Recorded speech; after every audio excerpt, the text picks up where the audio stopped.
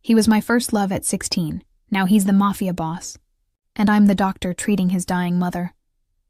The urgent chime of my secure line, rarely used outside of critical consultations, shattered the fragile peace of my sterile office. It was well past visiting hours, the city lights a mosaic against the glass of my high-rise clinic. Dr. Emma Romano, oncologist, often found her nights long, but this felt different. The voice on the other end, clipped and authoritative, didn't introduce himself. He simply stated, "Dr. Romano, we require a discreet home consultation. Immediate. Patient is Isabella Santoro. Advanced metastatic disease." My fingers tightened around the receiver. Santoro. The name struck a low, discordant chord in my memory, a ghost note from a melody I'd long buried. Isabella Santoro. Could it be? I pushed the thought aside. My patients were terminal, their names often fading into the clinical lexicon of diagnoses and prognoses. My only obligation was to them, to the quiet dignity I afforded them in their final chapter. Location? I asked, my voice steady, betraying none of the sudden tremor in my chest. A precise address in the exclusive hills overlooking the city was given, a district synonymous with old money and even older secrets. A car will be dispatched in 10 minutes. It's imperative you come alone. Your usual medical bag will suffice. The line went dead before I could ask another question. No pleasantries, no insurance queries, no preliminary patient history. Just an order. A wave of unease rippled through me, cold and sharp. This wasn't standard procedure. But a dying patient, Isabella Santoro, needed me. My commitment to my oath overruled my growing apprehension. I grabbed my worn leather medical bag, its contents a silent testament to years spent battling the inevitable. Scalpel-sharp competence was my armor. 10 minutes later, a sleek obsidian Mercedes-Benz S-Class, unmarked and silent as a phantom, glided to the curb. The tinted windows made it impossible to discern the driver, but the vehicle's polished gleam spoke of an unseen power. I slid into the plush leather interior, the door closing with a hushed thud that felt less like an invitation and more like an incarceration. The driver, a broad-shouldered man with eyes that missed nothing in the rearview mirror, offered no greeting. He simply nodded once, then accelerated into the night. The drive was short, but felt interminable. Each block that passed was a mile further from my ordinary world, my predictable routines. My mind, usually a fortress of clinical logic, began to drift, unwelcome memories stirring. Santoro. It couldn't be. The Santoros, grocers, not titans of industry with sprawling estates. The grocer's son, Marco, with his dark, intense eyes and a smile that had stolen my breath at 16.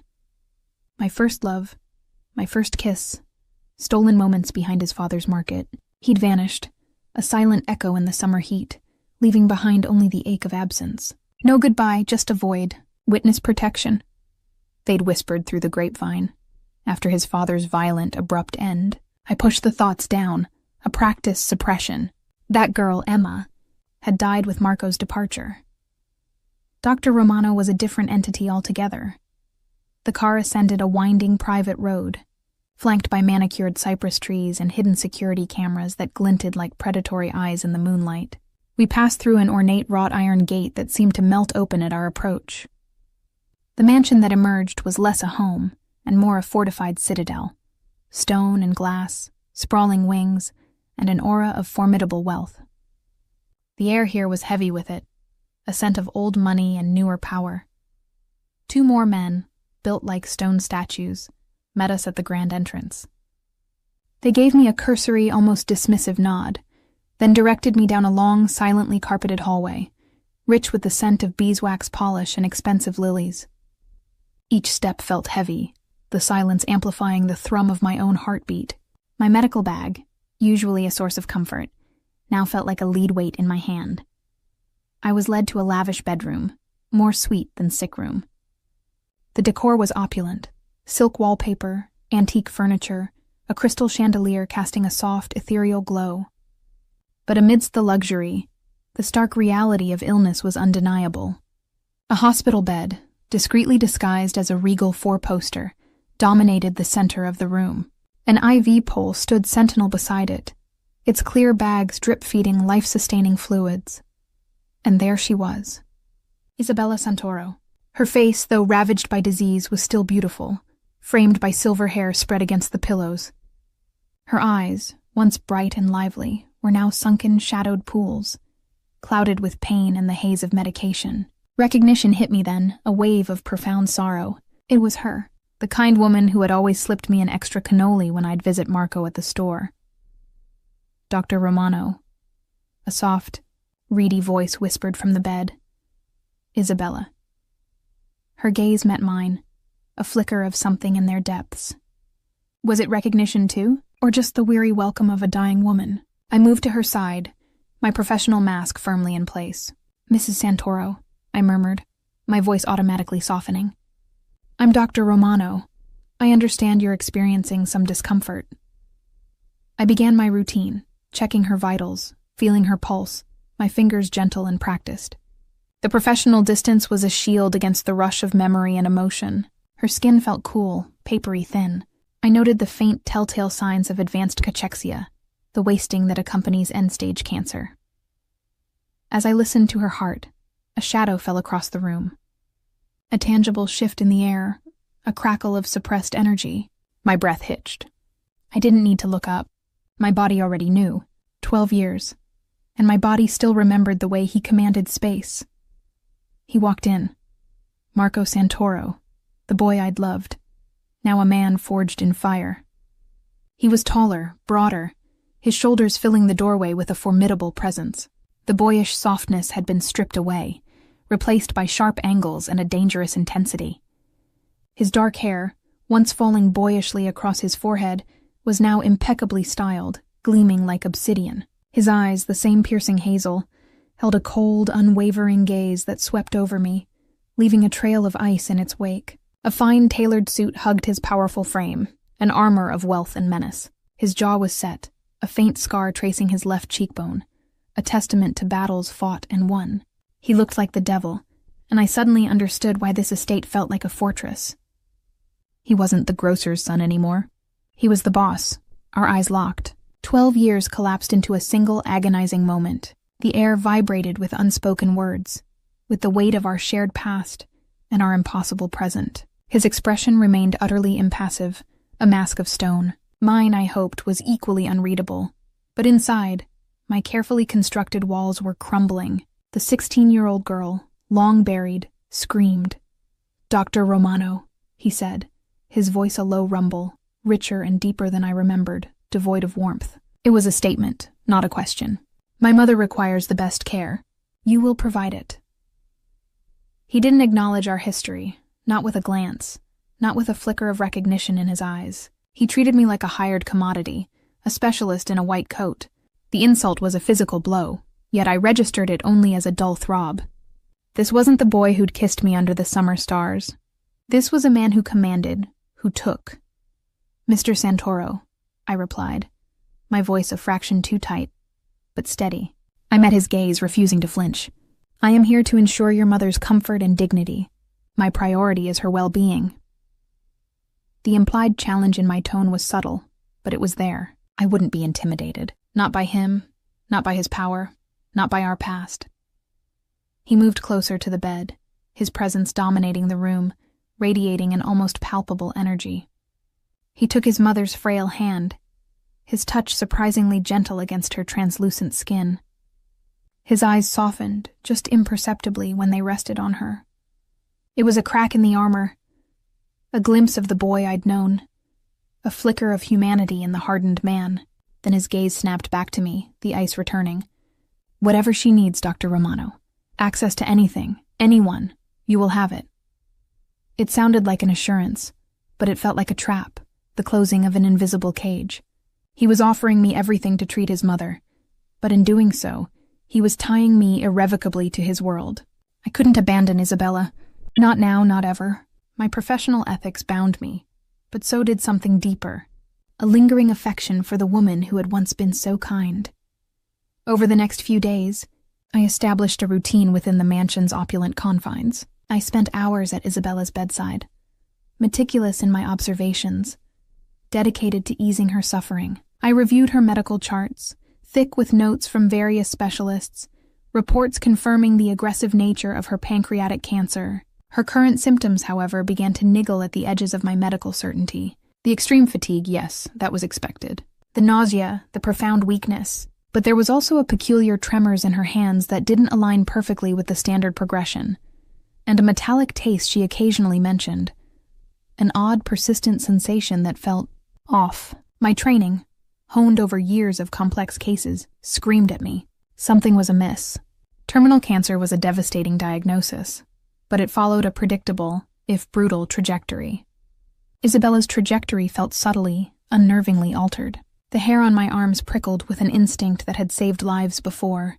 I ordered more comprehensive blood tests, specifically requesting an expanded toxicology panel, citing a need to rule out medication interactions to the Santoro staff, a plausible medical explanation. I made sure my requests went through the proper channels, maintaining my professional demeanor, even as my gut churned with growing unease. The results came back 2 days later. I reviewed them in the small, temporary office I'd been assigned, my heart pounding a frantic rhythm against my ribs. My eyes scanned the detailed printout, bypassing the expected metabolic markers, zeroing in on the unexpected, arsenic, traces. Just enough to be insidious, to contribute to the symptoms, but not so much as to immediately suggest acute poisoning. Someone was poisoning Isabella, while she had terminal cancer, accelerating her death, mimicking the very symptoms of her disease. The horror of it chilled me to the bone. This wasn't just a medical case. It was a crime, and it was happening under Marco Santoro's formidable roof. My breath hitched. My hand flew to my mouth, stifling a gasp. This was beyond anything I'd encountered.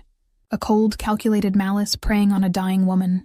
I felt a surge of professional outrage, mixed with a chilling fear. If I knew this, I was now inextricably involved. This wasn't merely a diagnosis.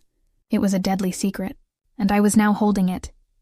I gathered the lab results, my hands trembling slightly, then moved to Isabella's room, my gaze falling on the IV pole. My eyes narrowed. I'd noticed it before, a faint, almost imperceptible film inside one of the bags. I'd dismissed it as a manufacturing anomaly, or perhaps a harmless precipitate from a nutrient solution. Now I knew better.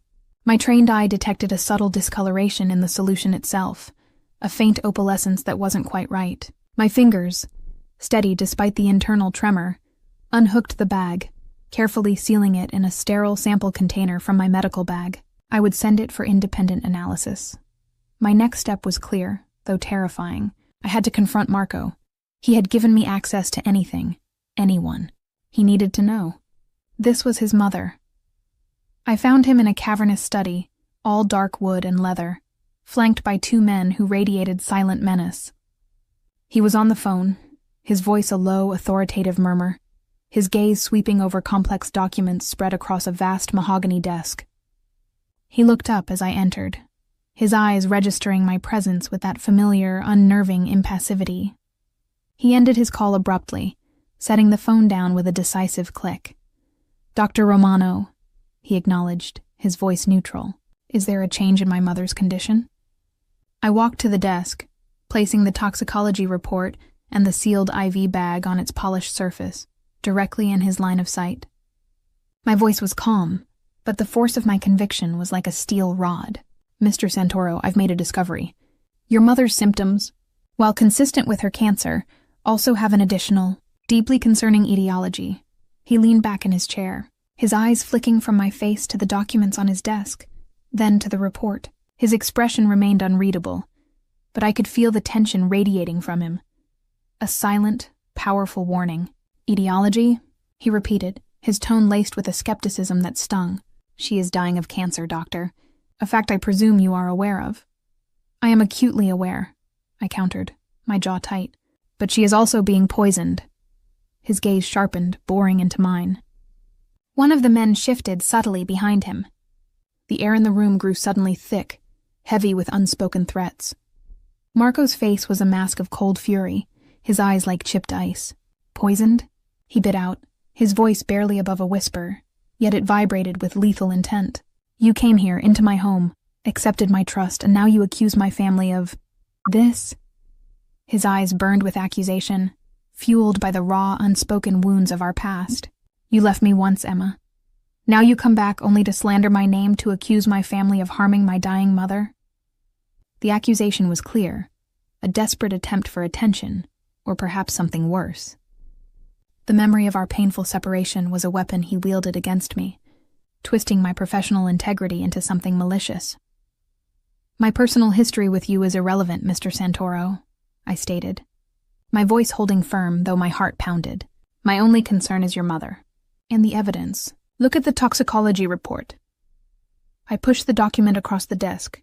Arsenic, traces consistent with chronic low-dose exposure, enough to exacerbate her symptoms, enough to accelerate her decline, but not enough to be immediately fatal on its own, designed to be masked by the cancer.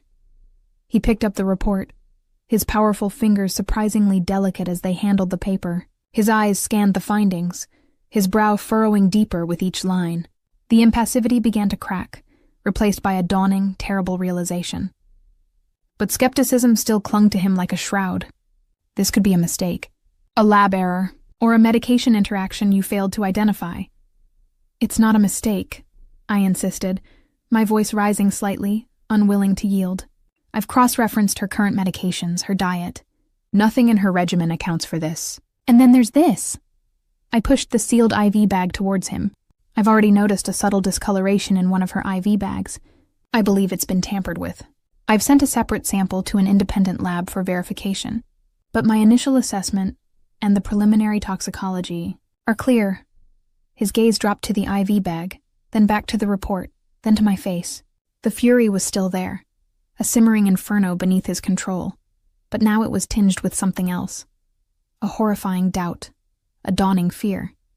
He saw the cold, hard science. He saw my unwavering conviction. He saw the truth, or at least the terrifying possibility of it. His eyes, fixed on mine, were no longer accusing, but searching. "You're saying someone in this house, someone with access to my mother's medications, is actively trying to kill her?" His voice was low, guttural, a predatory growl. The air in the room thickened with unspoken violence.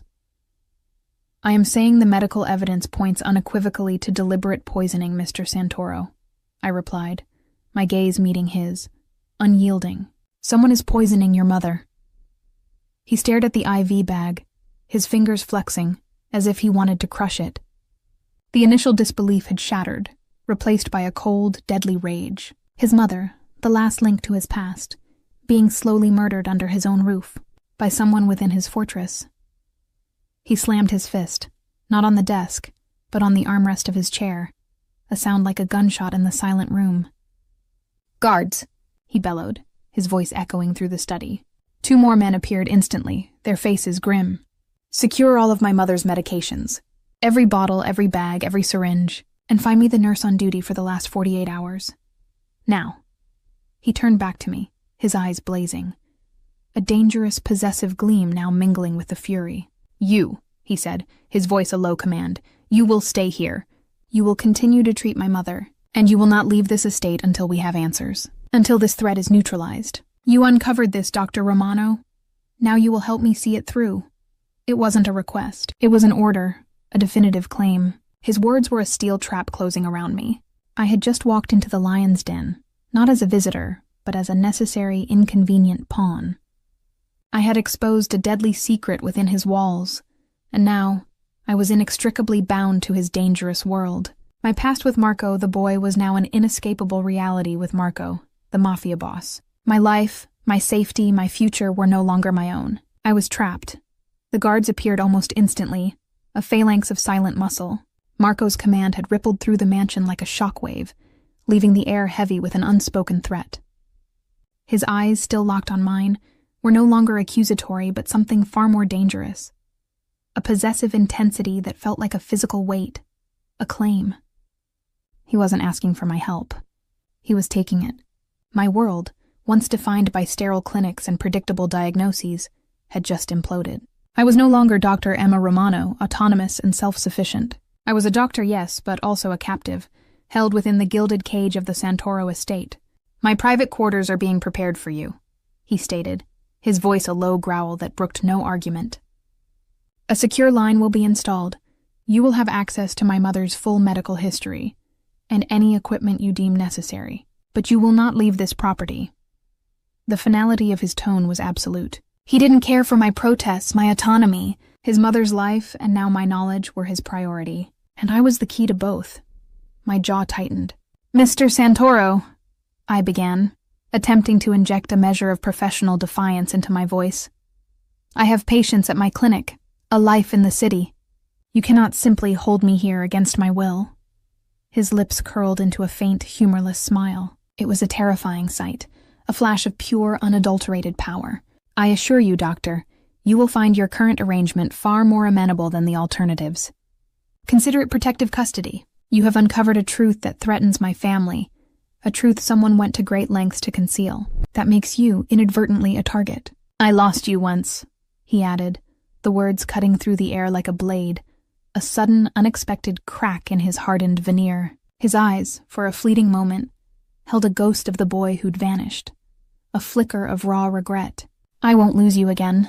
The sentiment, though laced with a dangerous possessiveness, sent an unwelcome shiver down my spine, a confusing mix of fear and something achingly familiar. The implication was clear. My safety was directly tied to my captivity. And in that moment I knew he was right. My discovery had thrust me into a world of shadows and deadly secrets, a world I was utterly unprepared for. To walk out now would be to expose myself to the unknown enemy lurking within this very house. And I wouldn't abandon Isabella, not while I knew her life was being stolen, not when I could fight for her. I swallowed, the taste of metallic fear and grudging acceptance coating my tongue. "Understood," I said, the single word an admission of surrender, a concession to a power far greater than my own. "However, I require access to a secure external laboratory for all future analyses, and I will need a dedicated workspace away from prying eyes." My conditions, small as they were a means of retaining some semblance of control, a fragile boundary in this gilded cage. He simply nodded, his gaze unwavering. "Consider it done. Anything to find this bastard." The venom in his voice was chilling, a stark reminder of the brutality that lay just beneath his controlled exterior. A discreet knock sounded at the study door. One of the hulking guards, the one who'd driven me, entered. "Marco, we have the night nurse." "Maria Rossi." Marco's eyes narrowed, a cold fire burning within their depths. "Bring her to the interrogation room, alone, and ensure she cannot speak to anyone." The command was delivered with chilling efficiency, without a hint of emotion. This was the Mafia boss, the man who wielded power with ruthless precision. The coldness radiating from him was palpable, a stark contrast to the subtle possessiveness he'd shown me moments before. I watched, horrified, as he rose, his formidable presence filling the doorway. He paused, turning to me, his gaze softening almost imperceptibly, a fleeting warmth that felt utterly incongruous with the scene he was about to orchestrate. "Dr. Romano, you will find your new suite on the 3rd floor, East Wing. It's spacious, with a private study. One of my men, Dante, will escort you. He'll be stationed outside your door, for your protection." The last 2 words were delivered with a gravity that left no room for doubt. As he swept out of the study, the heavy door closing behind him with a resonant thud, I felt a tremor run through me. The man was a walking paradox, ruthless and tender, dangerous and protective. A complicated, terrifying man, now my captor, my protector, my first love. Dante, a silent, imposing figure with an unnervingly calm demeanor, led me through a labyrinth of hallways, up a grand staircase, and into a wing that felt worlds away from the main hub of the mansion. My new suite was, as Marco had promised, spacious and exquisitely furnished. A vast bedroom with a 4-poster bed draped in rich fabrics, an adjoining living area, and a separate light-filled study equipped with a pristine desk and a secured computer. A private bathroom, more luxurious than any spa, completed the ensemble.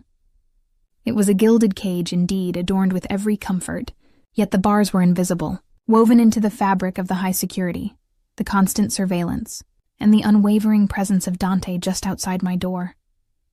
I unpacked my medical bag, setting up a makeshift diagnostic area in the study. My thoughts raced, a whirlwind of fear, anger, and a bewildering sense of déjà vu. The Marco Santoro I'd known was a grocer's son, full of youthful fire and burgeoning ambition. But never this lethal intensity, the raw power he exuded, the casual way he ordered someone to an interrogation room, was unsettling. Yet, the glimpse of vulnerability, the "I won't lose you again," resonated deep within me, stirring dormant emotions I thought long dead. My mind, however, was a professional instrument, trained to focus on facts, on diagnoses. Isabella, my patient, my mission. I pulled up her extensive medical records on the secure computer Marco had provided. Pages and pages of scans, blood work, physician's notes. I spent hours poring over them, trying to find any anomaly, any pre-existing condition that might mimic arsenic poisoning, but found nothing. The cancer was aggressive, advanced, but the additional symptoms were textbook for chronic heavy metal exposure. It was a deliberate, insidious act. Later that night, unable to sleep, I ventured out of my suite, pushing the boundaries of my confinement. Dante, a shadow, moved silently from his post as I opened the door. "Dr. Romano," he said, his voice deep, respectful but firm. "Can I assist you?" "I need some fresh air," I stated, my gaze challenging his. "A walk in the gardens, perhaps?" His eyes, dark and unreadable, assessed me. "The gardens are expansive, Doctor, and unlit in places. Perhaps a different time would be better. For now, the library is available, or the main living area." It was a polite refusal, a firm reminder of my restricted status. "The library, then," I conceded, my frustration simmering. It was another meticulously decorated room, filled with towering bookshelves, rich with the scent of aged paper and leather. I found myself drawn to an antique globe, spinning it idly, tracing the contours of continents, a silent longing for the vast open world beyond these walls. The library, for all its beauty, felt like another gilded prison cell. As the days of my involuntary residence stretched into a week, I settled into a new, uncomfortable rhythm. My days revolved around Isabella, meticulously monitoring her condition, adjusting her medication, and cautiously, subtly, trying to counteract the effects of the poison. I sent the tampered IV bag and further blood samples to the independent lab, using the secure courier system Marco had established. The confirmation came back swiftly. The IV bag contained trace elements of arsenic, just as I'd suspected. It was definitive proof. Marco had been right to trust me. This validation oddly forged a new, fragile bond of understanding between us. It wasn't about our past. It was about the present, about Isabella. He saw my competence, my unwavering dedication. I saw his raw, protective love for his mother. Our interactions became less hostile, though the undercurrent of unspoken history and simmering attraction remained, a dangerous tension that hummed between us. He would appear in Isabella's room, a silent sentinel, watching me work, his gaze intense, assessing. Sometimes our eyes would meet, and in those moments, the 12 years would melt away, leaving only the complicated echoes of first love and devastating loss. One evening, Marco found me in Isabella's room, meticulously adjusting her pain medication. The light from the bedside lamp cast long shadows, softening the edges of the room. Isabella was asleep, her breathing shallow but peaceful. I straightened, turning to face him. "The lab confirmed it," he said, his voice low, devoid of its usual clipped authority. "The IV bag. It contained the same trace elements of arsenic." His jaw was tight, his eyes burning with a controlled fury. Someone wanted to ensure she didn't last much longer, and they hoped her cancer would mask their treachery. I nodded, my heart heavy. "It's insidious, Mr. Santoro. Someone is playing God with her life, accelerating her suffering." He approached me, slowly, deliberately.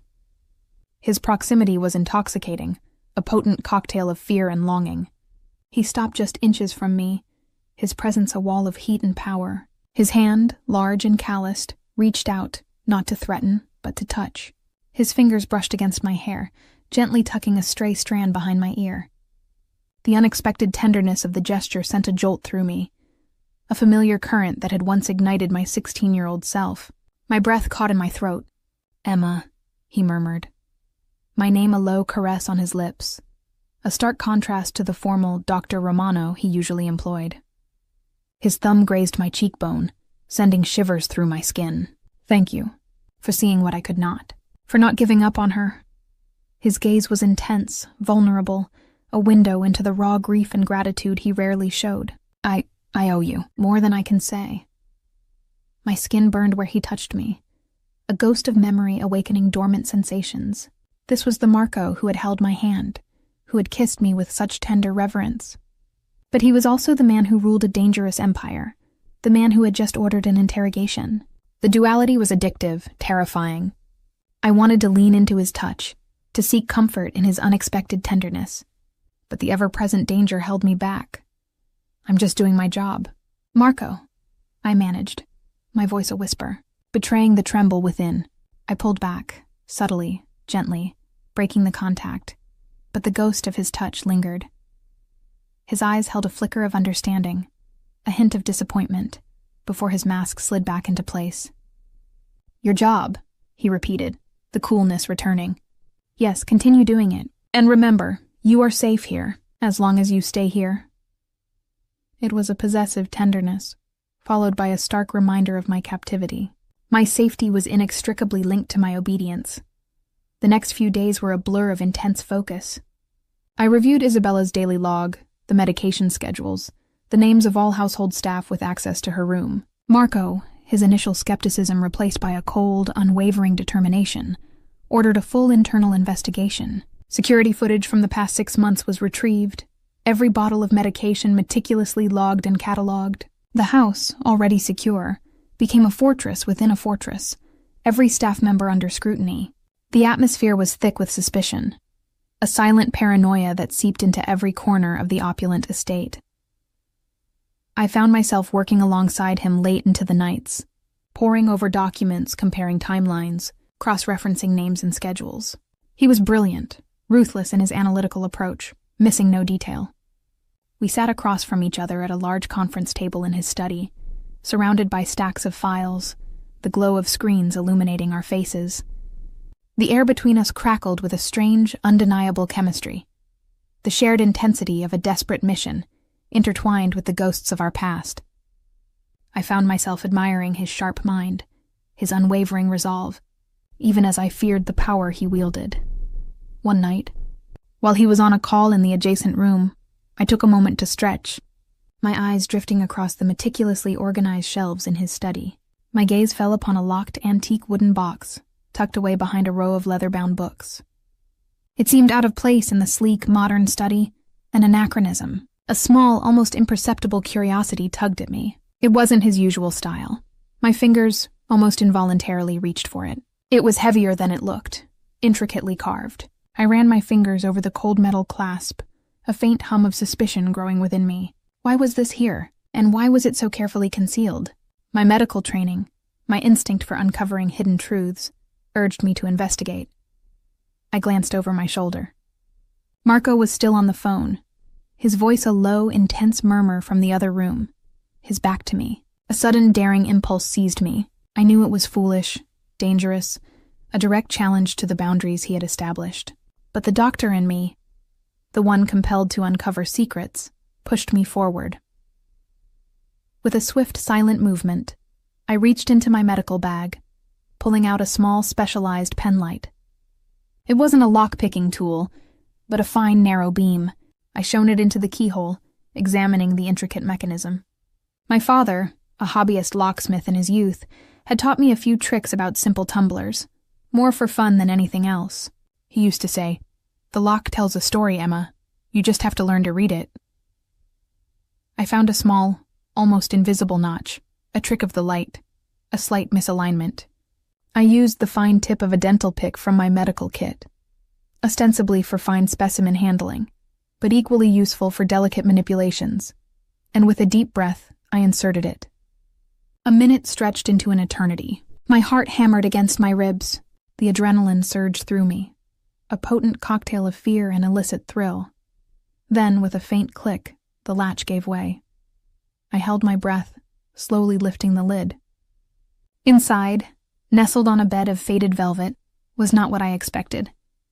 Not old love letters, not sentimental trinkets. Instead, there was a stack of carefully folded, aged papers, and beneath them, a small, worn leather-bound ledger. My fingers trembled as I picked up the ledger.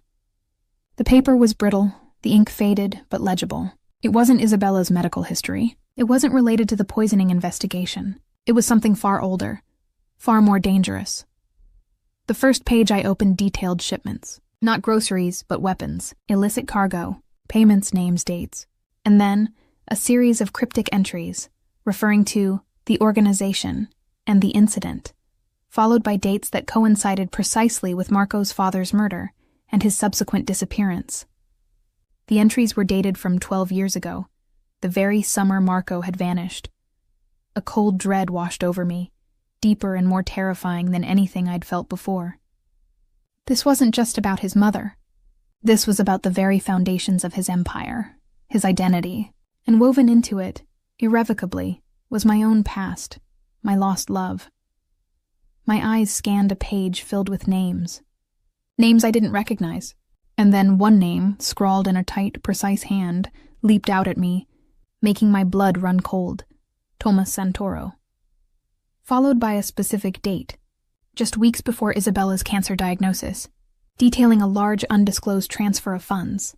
Uncle Thomas, the one Isabella occasionally mentioned, always with a sigh, as the family patriarch in Marco's absence, a distant, controlling figure. The ledger dropped from my trembling fingers, clattering softly against the velvet. My eyes darted to the study door. Marco's voice was still a low murmur. He hadn't heard, not yet, but I had. I had just stumbled upon a secret far greater, far more dangerous, than Isabella's poisoning. A secret that hinted at a betrayal, an embezzlement, and a connection to his father's death. A secret that implicated not just Isabella's attacker, but potentially the very fabric of the Santoro organization, and Marco himself. I had peeled back a layer, and beneath it, I found a serpent's nest. My gilded cage had just shrunk, and I was holding evidence that could destroy everything. The leather-bound ledger lay open on the velvet lining of the antique box, its faded ink screaming secrets that echoed across 12 years. Tomas Santoro. The name was a venomous whisper in the silent study, a stark contrast to the clatter of the pages when the book had fallen from my trembling hands just moments before. My breath hitched, a cold knot forming in my stomach. Uncle Thomas, Isabella's brother-in-law, Marco's uncle, a member of the family. The very idea was monstrous. I stared at the entry. A date weeks before Isabella's cancer diagnosis. A substantial, undocumented transfer of funds. What did it mean? Embezzlement? Or something darker? More directly linked to the arsenic I was now fighting within Isabella's veins. The thought that a family member could be capable of such calculated cruelty, poisoning a dying woman for financial gain, sent a shiver of profound revulsion through me. This wasn't just a betrayal. It was a perversion of familial trust. My mind raced, the doctor's logical circuits suddenly overwhelmed by a flood of paranoia. If Tomas was involved in embezzlement, if this ledger contained evidence of deeper, illicit dealings, then my discovery of Isabella's poisoning wasn't just a medical breakthrough. It was a direct threat to a conspiracy. And if Tomas was willing to poison Isabella, what would he do to me, the outsider who had stumbled upon his treachery? Marco's voice, still a low murmur from the adjacent room, was a sudden, unwelcome sound, pulling me back to the precarious present. He could walk in at any moment. The ledger, the antique box, my illicit discovery, all of it had to be reset, precisely as I had found it. Panic, cold and sharp, clawed at my throat. With shaking fingers, I carefully picked up the ledger, flipping it back to a random, innocuous page before placing it back in the box. I slid the papers on top, arranging them exactly as they had been. The fine dental pick, still clutched in my hand, was returned to my medical bag. I closed the box, the delicate click of the latch echoing loudly in my ears, though I knew it was barely audible. Then, I gently pushed the box back into its hidden alcove behind the books, wiping away any potential fingerprints with the sleeve of my cardigan. My heart hammered against my ribs, a frantic, almost painful rhythm. My skin felt clammy. I returned to my position at the conference table, picking up Isabella's medical chart, pretending to pore over it, my gaze blurring over the familiar words. My hands, however, were still trembling. The adrenaline that surged through me was a potent, disorienting force. I had just violated Marco's trust, not only by opening a locked item in his private study, but by uncovering a secret he clearly meant to keep hidden. And I had discovered a new suspect, a family member, with a motive beyond mere inheritance. When Marco finally emerged from his call, His expression was still grim, but he seemed to have contained the raw fury from before. He paused, his sharp gaze sweeping over the room, then lingered on me. "Everything all right, Doctor?" His voice was calm, but I detected a subtle undercurrent of something. Suspicion. Or simply the heightened awareness of a man under immense pressure. "Yes, Mr. Santoro," I replied, my voice, to my own surprise, sounding steady. I met his gaze, attempting to project an air of composed professionalism. "Just reviewing the latest reports. I believe we should re-examine the household staff rotation, specifically those on duty during the periods of documented poison exposure." It was a deflection, a refocusing on the immediate threat to Isabella, a way to channel my own frantic energy into something productive, something plausible. He nodded, accepting my explanation, though his eyes still held a lingering intensity that made me wonder if he sensed my disquiet. "Already done. I've initiated a deeper background check on everyone who has stepped foot in this house in the past 6 months, including their financial dealings." A cold, ruthless efficiency. That was Marco Santoro. Over the next few days, my internal world was a maelstrom of conflicting emotions. My professional dedication to Isabella warred with a terrifying paranoia, a constant awareness of the ledger's contents. I continued my rounds, monitoring Isabella, adjusting her care. I spoke with the other staff members, the cooks, the housekeepers, the remaining nurses, maintaining a professional distance, but subtly observing, looking for any telltale sign, any flicker of guilt or unease. Each pleasant smile, each deferential nod, now felt like a potential mask. Marco and I continued our late-night sessions, poring over evidence, security footage, and medicine logs. The intimacy of our shared mission, the unspoken understanding that grew between us, became a strange balm against the fear. He trusted my medical judgment implicitly now, relying on my observations, my interpretations. And I, despite my fear, found myself drawn to his relentless intellect, his fierce protectiveness. The dangerous man was still, underneath, the boy I had loved, capable of profound loyalty and an almost visceral tenderness.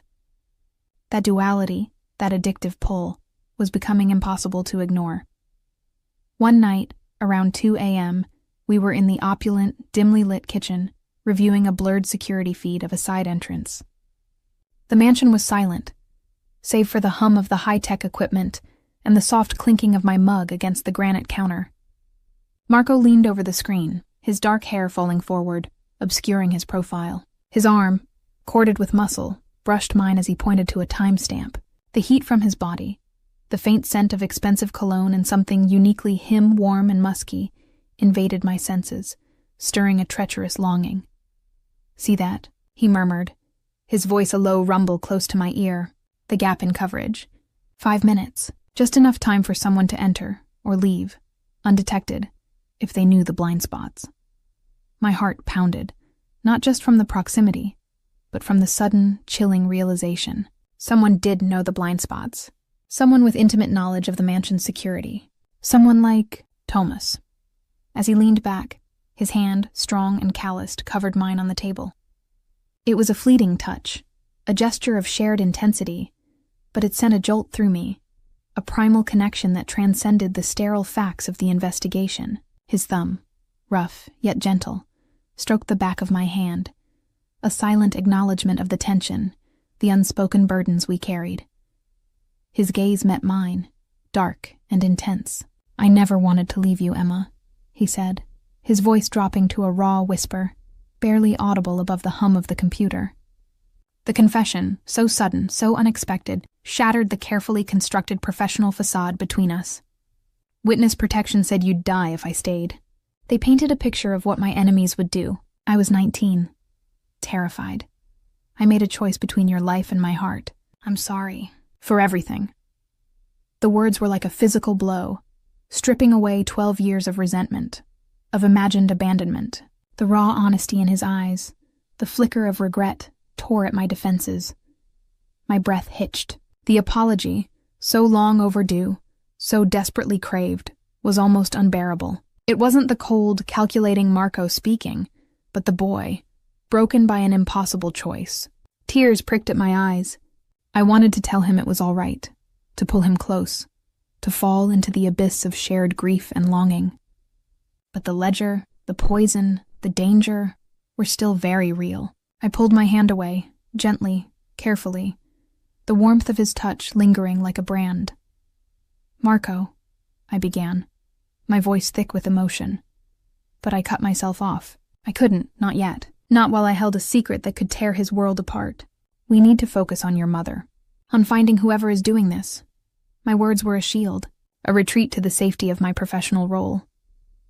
He stared at me for a long moment, his eyes searching, a flicker of hurt passing through their depths, before he nodded, a tight, grim line to his lips. He understood, or at least he accepted my unspoken boundaries. He retreated, physically and emotionally, back to the safe distance of the Mafia boss. The very next morning, a new development. The nurse who had been providing round-the-clock care for Isabella for the past 6 months, a quiet woman named Eleanor, vanished. Her room was empty, her belongings gone. No note, no explanation, just a void. "She fled," Marco stated, his voice devoid of emotion, though his jaw was clenched. She knew, or she was involved. His men had already scoured the estate, confirmed her absence. "This confirms it, Emma, someone inside. Someone she was afraid of, or working with." He turned to me, his eyes blazing with a fierce, protective intensity. "This changes things. The danger is escalating. You are now more than ever a target." He paused, his gaze sweeping over my face, as if memorizing every detail. "I lost you once. I won't lose you again." His words were a dark promise, a declaration of ownership. He assigned bodyguards to me, not just Dante outside my suite, but a rotating team, discreet but omnipresent, shadowing my every move within the mansion. My gilded cage had just shrunk again. That evening, a sense of restless agitation spurred me to action. I needed more information. The ledger had provided a crucial clue, a suspicion of Thomas Santoro, but it wasn't enough to act on, not without risking my own life. I needed to know more about Marco's operations, about his enemies, about the true extent of the danger I was in. I remembered the security cameras, the blind spots Marco had pointed out on the footage. If there were blind spots in the external perimeter, there might be internal ones as well. And if I knew the layout, I could find a way to observe, to listen, to gather more information. After Isabella was settled for the night, and after my assigned bodyguard, a hulking man named Enzo, had taken up his post outside my suite, I implemented my plan. I had noticed during my tours of the mansion a rarely used service staircase, tucked away behind the main kitchen, leading down to the basement and up to the attic. It was usually left unlocked, overlooked in favor of the more opulent main stairs and elevators. It was a potential blind spot, a path less traveled. I waited until the mansion was fully asleep, the only sounds the distant hum of the ventilation system. Dressed in dark clothing, with my medical penlight and a small audio recorder from my bag, I slipped out of my room. Enzo, a dark shape against the wall, was momentarily distracted by a muffled sound from down the hall, a deliberate, subtle action I'd orchestrated moments before by activating a loose panel in the wall. It gave me a narrow window. I moved silently, my feet barely disturbing the plush carpet, and made my way to the service staircase. The air in the stairwell was cooler, carrying the scent of dust and damp stone. I descended step by careful step, my penlight casting a thin beam. The basement was a labyrinth of storage rooms, wine cellars, and utility areas. I moved cautiously, my heart pounding, straining to hear any sounds. I found what looked like a rarely used security room, tucked away behind a boiler, its door ajar. A faint glow emanated from within. I crept closer, my blood running cold. Voices. Low, guttural, angry. I peered through the narrow crack in the doorframe, my breath held captive in my chest. Inside, 2 men I didn't recognize stood hunched over a bank of monitors, displaying various feeds from around the estate. Their faces were grim, their expressions etched with a desperate urgency. "Marco's on edge," one of them growled, his voice rough. The doctor's poking around, asking questions. "He thinks someone inside is involved." "Of course he does," the other sneered, his tone laced with malice. "But he doesn't know the full extent. Thomas is panicking, and Valentina is losing her nerve." My blood ran cold. "Thomas bueno Valentina. Marco's uncle and cousin. The names from the ledger. They were discussing Tomas, clearly involved. And Valentina? The sophisticated cousin who visited Isabella regularly, always with a bouquet of flowers and a sympathetic smile. The potential inheritance motive. The doc found the arsenic, the first man continued, his voice tight. Marco believes her. He's looking for the source. If he connects Tomas to the finances before Isabella dies, it's over. He'll tear the family apart. Then Isabella needs to be gone. Sooner, rather than later, the second man hissed, his voice chillingly devoid of humanity. And the doctor. She's too clever, too dangerous. We need to frame her quickly. Thomas has a plan. He says he can make it look like she was behind it all. He needs a few more days to gather everything. He thinks he can plant the evidence in her medical bag.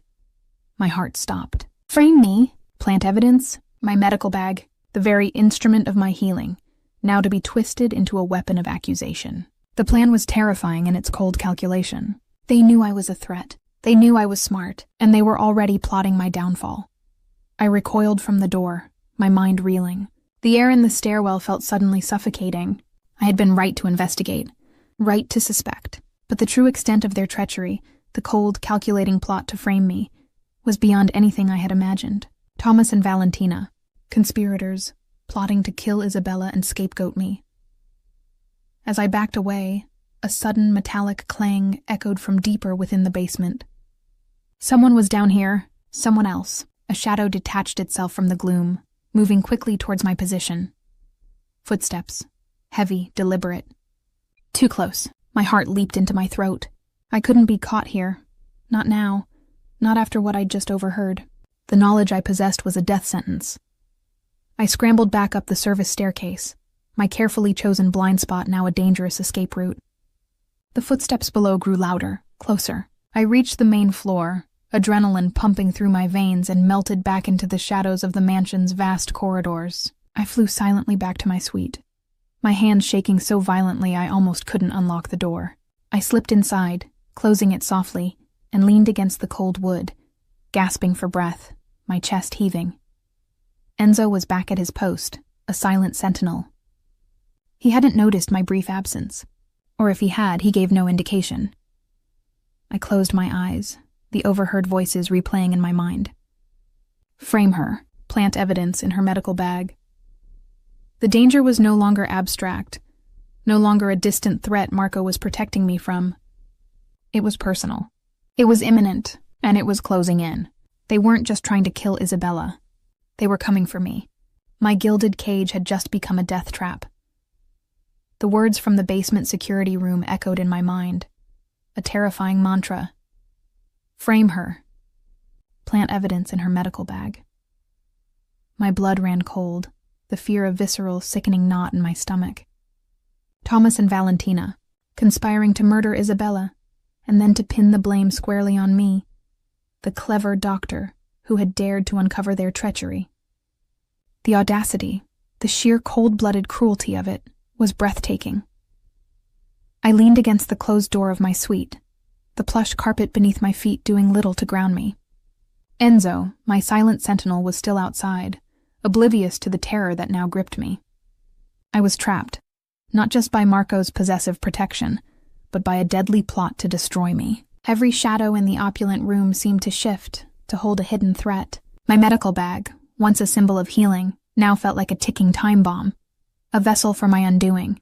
I needed to act. But how? My unique knowledge, the information from the ledger, the overheard conversation, it was all circumstantial. They had a plan to frame me, to make it look airtight. I had to prove their guilt. And fast. The next morning, I moved with a heightened sense of urgency, a carefully constructed facade of professional composure masking the frantic churn of my mind. My visits to Isabella were more detailed, my observations sharper. I was not just her doctor. I was her last line of defense and my own. I watched Thomas when he visited, a man with a perpetually solicitous expression that now seemed utterly grotesque. He was older, portly, with a thin smile that never quite reached his eyes. And Valentina, Marco's cousin, a striking woman with sharp, intelligent eyes and a polished demeanor, now appeared to me as a viper in designer clothing. Her feigned concern for Isabella, Her casual questions about my medical approach were no longer innocuous. They were probing, assessing, gathering information. My observations of Thomas confirmed the cold, hard logic of my fear. I noticed him on one occasion trying to engage Isabella in a discussion about family finances, a topic that clearly distressed her and which she quickly dismissed. He pushed, subtly, then retreated with a sigh of feigned disappointment. He was desperate for something, and Isabella's continued existence, even in her dying state, was an impediment. Marco, too, noticed the shift in my demeanor. My movements were more guarded, my gaze more watchful. He intercepted me in a quiet hallway one afternoon. His eyes narrowed, searching mine. "Emma," he said, his voice low, a possessive edge to it. He rarely used my first name unless the situation was highly charged. "You're on edge. More so than usual. Has something happened?" My heart leaped. He saw through my carefully constructed walls. The acuity of his perception, his unwavering focus on me, was both terrifying and strangely reassuring. He was a dangerous man, but he was my dangerous man in this strange, convoluted reality. "The internal investigation." "Mr. Santoro," I replied, forcing a professional tone, though my voice was a fraction too tight. "The realization that a member of your household, perhaps even your family, is capable of such depravity. It's unsettling. It changes things." It wasn't a lie, merely a carefully constructed half-truth, a distraction from the true depth of my discovery. He studied me for a long moment, his eyes intense, as if trying to discern the exact contours of my fear. "I understand," he finally said, his voice softening, a rare display of empathy. "This is not your world, Emma, but you're in it now, and I will protect you, just as I will find the one who did this to my mother." The possessiveness was back, fierce and unwavering. "Have you noticed anything specific? Any new suspect, any unusual behavior?" I hesitated, the ledger's secrets burning on my tongue. Could I trust him with this? With the truth about his own uncle and cousin? The man had vanished from my life after his father's murder, an event deeply tied to the criminal underworld. Could I trust him to handle this internal family betrayal with the cold, clear logic necessary to protect me? Or would loyalty to his blood override his nascent trust in me? "I've been observing everyone," I finally said, choosing my words carefully. "Noticing dynamics, but I have nothing concrete yet. Only intuition, a feeling of deeper currents at play." It was a calculated risk, a way to hint at a larger conspiracy without fully revealing the information from the ledger, which could expose my own transgression. He nodded slowly, his jaw tight. "Intuition is a powerful thing, Doctor. Sometimes it sees what logic cannot." He was giving me permission, in a way, to continue my silent investigation. "Be careful, Emma. This viper's nest runs deeper than we know." That very afternoon, the external threat became terrifyingly concrete, directed not at Isabella, but at Marco himself. I was in Isabella's room adjusting her pillow when a sudden, violent explosion rocked the mansion. The sound was deafening, a concussive blast that sent a tremor through the very foundations of the house. Isabella cried out, her eyes wide with terror. I immediately shielded her, pulling her close, my heart slamming against my ribs. Guards rushed into the room, their faces grim, weapons drawn. "Marco's office!" one of them shouted, his voice hoarse with alarm. "Bomb, the east wall is blown out." Panic, cold and sharp, seized me. Marco. His office. He had been there just an hour ago, meeting with his legal team. My mind immediately flashed to the conversation I'd overheard in the basement. The men discussing Marco's edge, Tomas's panic. This wasn't a random attack. It was a calculated strike, designed to rattle him, to eliminate him, or at the very least, to send a terrifying message. I left Isabella in the care of a trusted nurse and, ignoring the shouts of the guards, ran toward the east wing. The air grew thick with the acrid scent of smoke and pulverized plaster. Debris littered the grand hallway. Marco's study, once a fortress of dark wood and leather, was now a gaping wound in the side of the mansion, the east wall reduced to rubble exposing the sky. He was there, amidst the chaos, his face streaked with soot, his bodyguards circling him like wolves. He seemed unharmed, but his expression was pure, unadulterated fury. His eyes, when they met mine, were a blazing inferno of rage and something else. A primal, raw fear that had been buried deep. Marco, I gasped, rushing towards him, heedless of the danger. He saw me, and a flicker of something akin to relief, quickly masked, crossed his face. He grabbed my arm, his grip possessive, pulling me close, shielding me from the swirling dust and the shards of glass. "What were you thinking, Emma? Get back to my mother's room. It's not safe here." His voice was a raw growl, but beneath the anger, I heard the tremor of genuine concern. "Are you hurt?" I demanded, my hands flying to his chest, checking for injuries, my medical instincts overriding my fear. My fingers grazed the rough fabric of his suit, feeling the solid muscle beneath. He shook his head, his gaze fixed on the wreckage of his office. "Minor cuts. Nothing serious, but this is a declaration. They're making a move. They want me out of the picture." The revelation from the basement security room solidified in my mind. Thomas and Valentina weren't just plotting Isabella's death. They were actively moving against Marco. The financial embezzlement, the need to eliminate Isabella before an audit, was clearly tied to a larger power struggle within the Santoro organization. And Marco was the biggest obstacle. "Marco," I said, my voice urgent, barely above a whisper. "I overheard something. In the basement, I think this is about more than just your mother's inheritance. I think it's about control, about money you're missing, and I think Thomas and Valentina are involved. They're planning to frame me for your mother's death, to remove the only person who can connect them to the poisoning before they take over everything." He froze, his head snapping towards me, his eyes wide with shock, then burning with a terrifying realization. The raw accusation, the audacity of my words, would typically be met with fury. But the terror of the recent explosion, the betrayal I spoke of, overrode everything. He saw the genuine fear in my eyes, the unwavering conviction. "What did you say?" His voice was a low, dangerous growl, barely audible above the emergency sirens now approaching the mansion. I quickly recounted the overheard conversation, the details of Thomas and Valentina's plot, the intent to plant evidence in my medical bag. I omitted for now the ledger. I needed him to trust me fully before I revealed the extent of my own trespass. His face hardened, transforming into a mask of pure, lethal intent. His family, his own blood. The betrayal was deeper than I could have imagined for him. He had been looking outwards for an external enemy. I had pointed him inwards. "They planted a bomb," he stated, his voice devoid of emotion, but his eyes were a cold inferno. "They want me dead, and they want to frame you. They underestimated you, Emma. And they just made the biggest mistake of their lives." His hand gripped mine, a fierce, possessive hold. "We worked together. You and I, your medical knowledge, your intuition, my resources, my men. We expose them. We destroy them." It was a reluctant alliance, forged in fire and betrayal, but it was an alliance nonetheless. And it was a crack in his formidable facade. A raw, vulnerable admission of his need for me, his trust in me.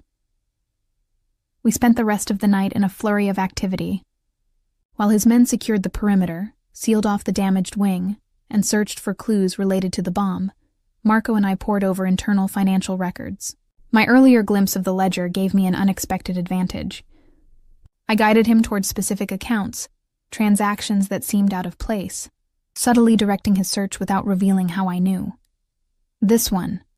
I pointed to a series of large, undocumented transfers from a shell corporation listed under an obscure offshore entity. "These dates, they coincide with the incident you mentioned, Isabella's initial decline.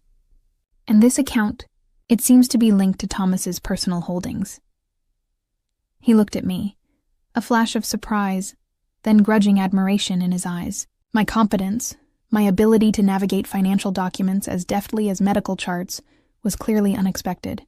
"How did you know to look there?" he asked, his voice sharp, suspicious.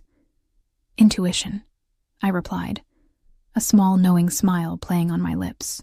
"And a doctor's eye for anomalies. Patterns don't lie, Marco, whether it's in a blood test or a bank statement." The half-truth held enough truth to satisfy him. For now, he seemed to accept it, his focus consumed by the treachery he was uncovering. The hours blurred into a frantic search for evidence, for truth. His men brought him more security footage, more phone records. The pieces of the puzzle began to click into place. forming a horrifying picture of calculated betrayal. Thomas, embezzling funds, slowly poisoning Isabella to eliminate her as a witness, and now actively trying to kill Marco to seize full control of the organization. Valentina, his accomplice, the polished viper. Just as the first hint of dawn painted the sky, a chilling discovery was made. One of Marco's men, a quiet, older capo named Vincenzo, who had served the Santoro family for decades, approached Marco with a grim expression. "Boss," Vincenzo said, his voice heavy with regret. "We found something. While clearing the debris from the office, near the safe, a small encrypted data chip. It was wired into the bomb's trigger mechanism, a dead man's switch, and it had this." He handed Marco a small, laminated card. Marco took it, his face paling as he read it. He handed it to me, his eyes bleak. It was a standard high-level security badge, an access card for the Santoro estate. Bearing the photo and name of Dante, my blood froze. Dante, my bodyguard. The silent, imposing figure who had been stationed outside my door for days. The man Marco had personally assigned to protect me. A major thriller twist. The unexpected ally, the trusted protector, was the betrayer. He was the one who had planted the bomb. And if he had betrayed Marco, he had betrayed me. The realization hit me with the force of a physical blow. Dante, the one who had watched me, who knew my routines, who guarded my door, was working with Thomas and Valentina. He was their inside man, and if he was their inside man, he knew my vulnerabilities. He knew how to get to me. He was the most intimate threat of all. Before I could even process the full implications of this betrayal, before I could articulate the fresh wave of terror that washed over me, the lights in the study flickered, then died. The mansion plunged into darkness, illuminated only by the faint glow of the monitors and the pale pre-dawn light. An alarm blared, a piercing, insistent shriek that signaled a full security breach. Then, a sudden sharp crack echoed from the hallway, followed by a sickening thud. The sound of splintering wood. The door to my temporary study suite, where my medical bag lay, had just been forced open. My heart leaped into my throat. They weren't just after Marco. They were after me. And they were coming for my medical bag, for the evidence they planned to plant. The direct, violent move against me had begun.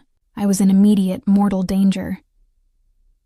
The blare of the security alarm ripped through the mansion, a cacophony of shrieks and flashing red lights that turned the opulent interior into a terrifying inferno.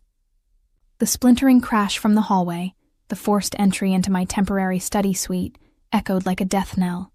They were here, for me, for my medical bag, Emma. Marco's voice, raw with alarm, cut through the din. He surged forward, grabbing my arm, pulling me behind him, his body a formidable shield. His eyes, in the flashing emergency lights, were pure, unadulterated fury. "Vincenzo! Secure the perimeter. Find Dante! Eliminate anyone not authorized." His men, a blur of motion, fanned out, their weapons glinting. The sounds of breaking glass and muffled gunfire erupted from the hallways, drawing closer. The realization hit me with sickening force. Dante wasn't just a betrayer. He was an active combatant leading the assault. "My bag, Marco," I cried, my voice strained. "They're going for my medical bag in the study. They'll plant the evidence there." He nodded grimly, his jaw clenched. "I know." He gripped my hand tighter, his fingers intertwining with mine. A silent promise of protection. "We're not letting that happen." He didn't hesitate. Instead of retreating, he moved with deadly purpose, pulling me with him towards the danger. We navigated the chaos of the damaged study, stepping over rubble, the air thick with plaster dust and the metallic tang of fear. The emergency lights cast dancing shadows, turning familiar objects into grotesque shapes. We reached the doorway to my suite. The heavy oak door hung askew, splintered at the lock. Inside, a shadowy figure was hunched over my medical bag, its contents spilled across the desk. It was Dante. His hands were already fumbling with a small vial-shaped object. "Dante!" Marco's voice cracked like a whip. Dante whirled, his face contorted into a mask of pure malice. He dropped the vial into my open bag, then lunged, a flash of steel in his hand. My eyes widened in horror. He was coming for me. Marco, however, was faster. He released my hand, pushing me behind him with a fierce shove, then met Dante's charge head-on. The clash of bodies was brutal, a symphony of grunts and blows. Marco, fueled by betrayal and a primal need to protect, was a whirlwind of controlled violence. He disarmed Dante with a swift, brutal twist, the knife clattering to the floor. Then, with a series of precise, bone-jarring strikes, he incapacitated his former bodyguard, a grim testament to the lethal power he usually kept hidden. Dante slumped to the floor, unconscious. Marco didn't waste a second. He turned, his gaze scanning the contents of my medical bag. He found the vial, a small dark bottle. He uncorked it, sniffed it, his face tightening. Arsenic, concentrated. He handed it to me. This is what they intended to plant. But it's empty, Marco. I gasped, my eyes widening as I looked inside the small bottle. There's only residue. He frowned, then a chilling realization dawned in his eyes. They've already used most of it. On my mother. They only left enough to frame you. The cold, calculated cruelty of it was breathtaking. More gunfire erupted. Closer now. The sounds of a struggle intensified in the main hallway. We need to move, Marco ordered, his gaze sweeping over the room, assessing escape routes. They know we're onto them. Thomas and Valentina won't give up easily.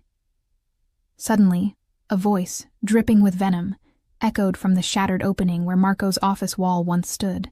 Marco, you fool. You should have died with your father. Now you'll die with your witch of a mother. Tomas Santoro, his usually placid face contorted with rage, stood silhouetted against the pre-dawn light, a pistol in his hand. Behind him, Valentina, her elegant features twisted by fear and malice, held a small black device, its red light blinking ominously. Tomas, you bastard! Marco roared, drawing his own weapon. You're too late, Marco, Valentina shrieked, pressing a button on the device. A high-pitched, piercing tone filled the air, agonizingly loud. The entire system is locked down. No escape, no reinforcements. And your mother's oxygen supply. It's been compromised. She has less than an hour. My blood ran cold. Isabella, her oxygen. This wasn't just about eliminating Marco. It was about ensuring Isabella died on their terms, before Marco could expose them. It was a desperate final move. Emma, Marco shouted, his eyes blazing. My mother. Can you save her? My mind raced. Oxygen tanks, medical equipment, power systems, my medical bag, now empty of the poison but still containing crucial diagnostic and life-saving tools. My skills. This was my fight now, too. Her room is secured. But if the main oxygen supply is compromised, I grabbed my medical bag, the one they had tried to desecrate. I need to get to her now. I might be able to manually override the system, or at least provide supplemental oxygen from her emergency tanks, but I need to do it quickly. Follow me, Marco commanded, his eyes blazing with a fierce determination. He moved with a speed and agility that defied his formal attire, leading me through the labyrinthine mansion. The fight raged around us, his men battling Thomas's hired thugs. We heard Vincenzo's voice bellowing orders, holding the line. We reached Isabella's suite. The door was locked, but the system, as Valentina had boasted, was dead. The backup generator is offline, a guard shouted. No power to the locks! Stand back, Marco roared. With a single, powerful kick, he shattered the doorframe, forcing the heavy oak open. Inside, Isabella was struggling, her breath shallow, rasping. The nurse, loyal to Isabella, was frantically trying to get oxygen to her, but the medical machinery was failing. Her vitals are dropping, I cried, rushing to her side. Her sats are dangerously low. I knew what I had to do. I needed to manually pump oxygen to bypass the compromised system. It was a desperate measure, but it was all I had. Marco was at my side, his hand firm on my shoulder. What do you need? Oxygen, from the emergency tanks. And power! Any power source for the regulator.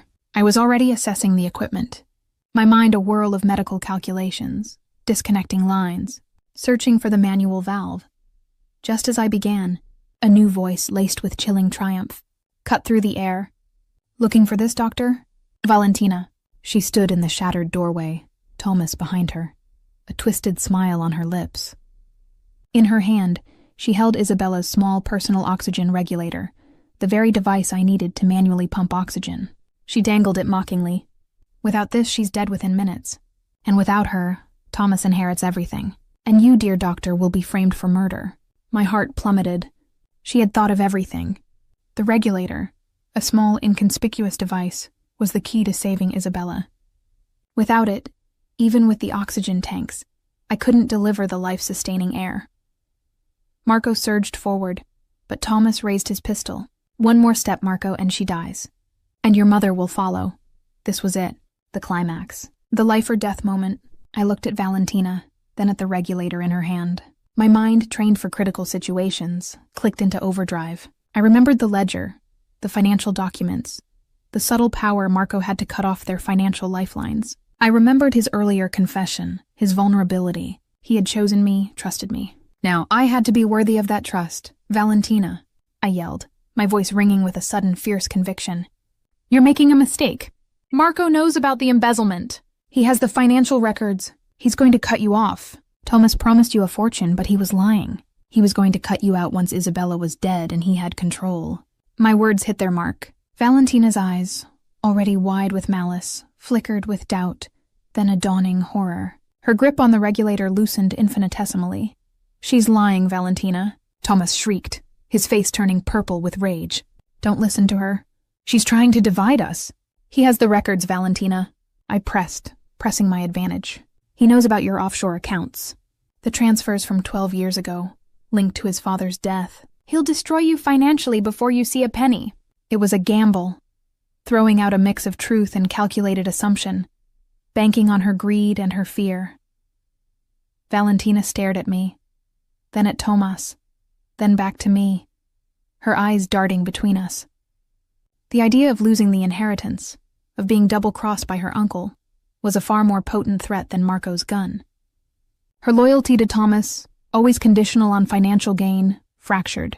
"The accounts," she whispered, her voice trembling. "The offshore accounts he promised to protect?" Thomas, seeing his plan unraveling, seeing Valentina's betrayal, roared in fury and lunged at her, his pistol momentarily forgotten. "You stupid bitch!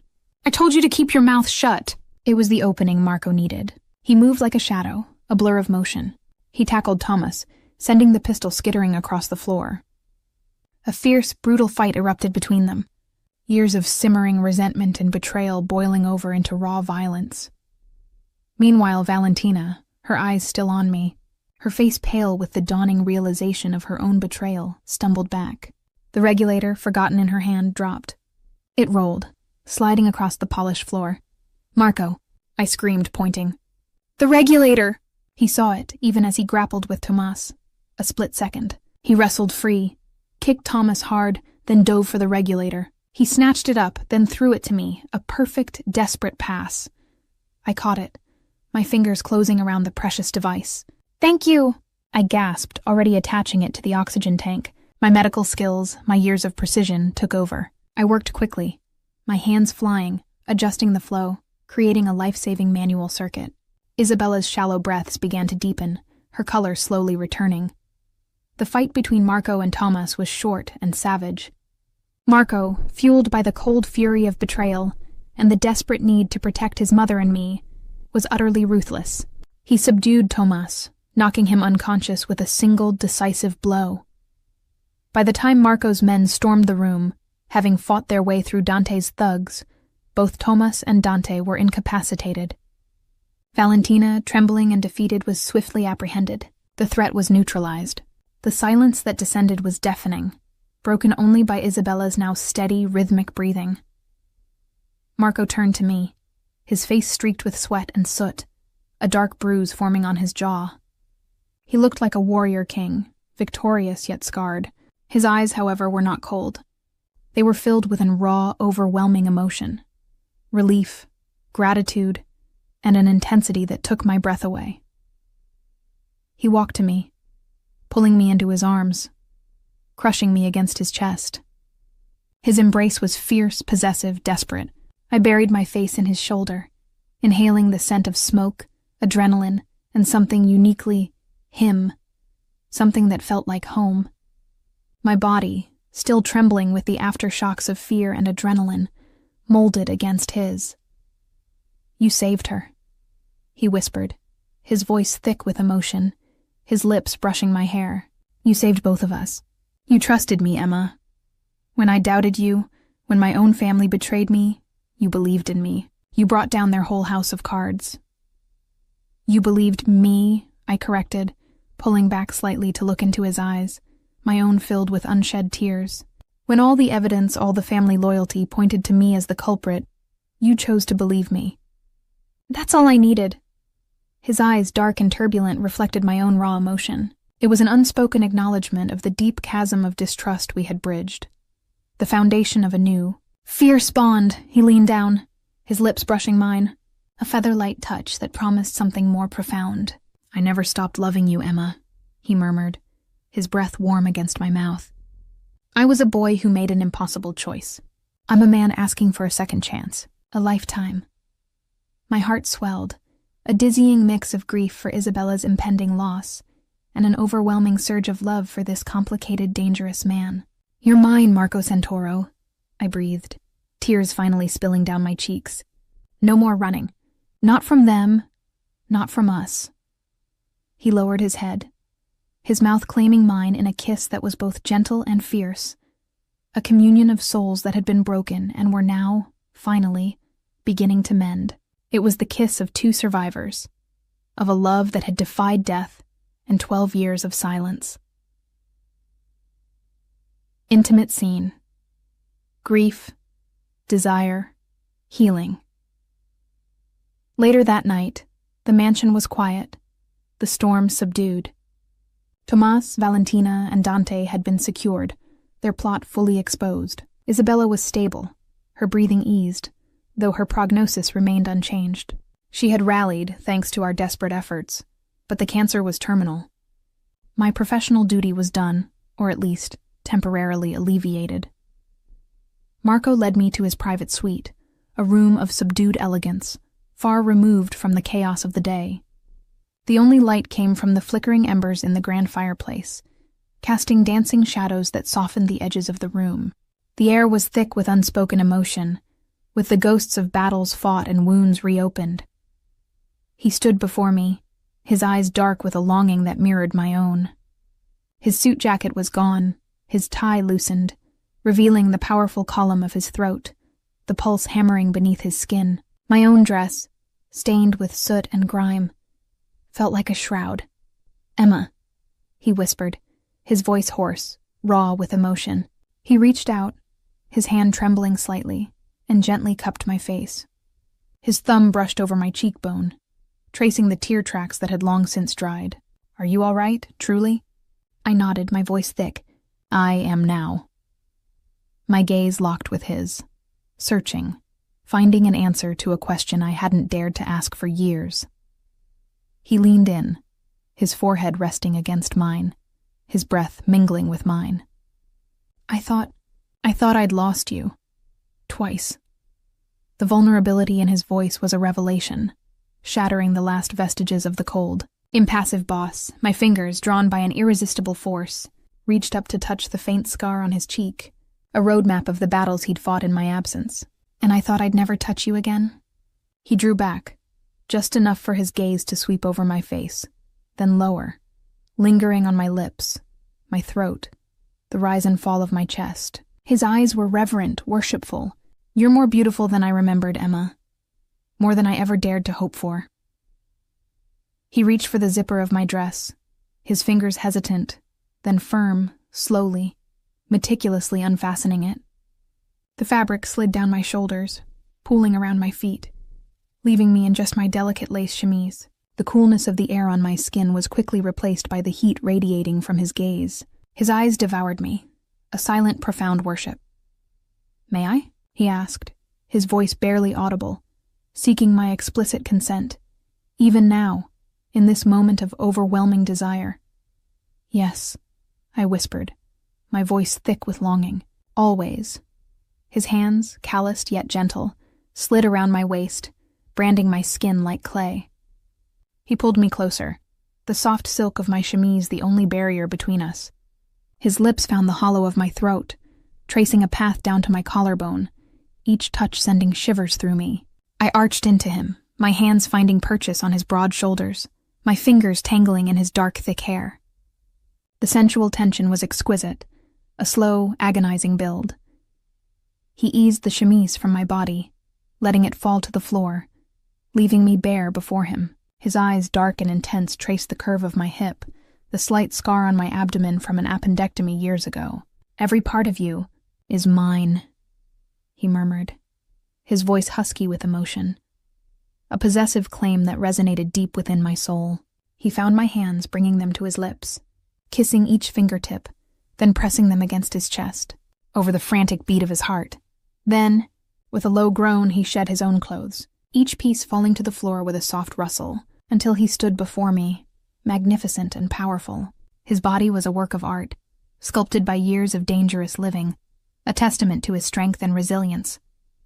I saw the faint white scar across his ribs, a relic of a past I didn't know, a reminder of the life he'd led. I reached out, my fingers tracing the scar, a silent offering of healing. He pulled me against him, skin to skin, the contact a jolt of pure electricity.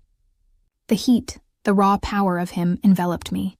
His hand found the curve of my waist, the other cradling the back of my head, pulling me into a deep, soul-shattering kiss. Our mouths met, hungry, desperate, a release of years of pent-up emotion. We came together on the soft rug before the fireplace, the warmth of the embers a soft counterpoint to the fire igniting between us. He moved over me, his gaze locked with mine, asking for, giving, everything. Our bodies moved in a slow, ancient rhythm, a dance of grief and healing, of passion and profound connection. Each thrust was a promise, each gasp a confession. Tears streamed down my face, tears of sorrow for Isabella, tears of relief for our survival, tears of an overwhelming, intoxicating love. "I love you, Marco Santoro," I choked out, the words raw and true, echoing the silent, desperate plea of my 16-year-old heart. His eyes, dark and luminous, met mine. "And I love you, Emma Romano. Always been mine, never letting go, never again." His voice was thick with emotion, his body trembling with the force of his climax. The moment broke, a wave of sensation washing over us both. We held each other close, wrapped in the afterglow, our breathing heavy, our skin slick with sweat. He pressed kisses to my hair, my forehead, my temple. "My mother knew," he whispered, his voice rough. "She knew about us. That summer. She told me not to let you go again, Figlio. And I won't. Never again." The following morning, after the chaos had subsided and the house was once again secure, Isabella's time came. I had managed to stabilize her, to give her 4 more precious, conscious days, days she spent holding our hands, her eyes, though clouded by illness, clear with an old wisdom. "I always knew about you two," she whispered, her voice reedy, barely audible, on her last day. Her gaze drifted from my face to Marco's, a knowing smile gracing her lips. "That summer, I saw how he looked at you. Don't let her go again, Figlio." She squeezed our hands, a final blessing. She died peacefully, held between the 2 people she loved most. Marco crumbled then. He hadn't cried since his father died, but as Isabella's last breath left her, he broke. He buried his face in my shoulder, his powerful body shaking with gut-wrenching sobs, his grief raw and uninhibited. I held him, stroking his hair, offering him the comfort and strength he had offered me. In the days that followed, after Isabella's funeral, after the arrests of Tomas, Valentina, and Dante, after the storm had passed, the mansion felt different. Lighter, a place where new beginnings could bloom from old ashes. Marco stood before me in the study, the same room where I had discovered the ledger, where we had fought side by side. The remnants of chaos had been cleared, but the scars remained, a testament to what we had endured. "I never stopped loving you, Emma," he said, his gaze unwavering, his voice filled with a profound sincerity. "I was a boy who made an impossible choice. I'm a man asking for a second chance, a chance to build a life with you, a real life. My world will always be complicated, Emma, but it will be mine, and I will protect it, protect us, with everything I have. But you have a choice, a safe life away from this, or a life with me. It's yours to make."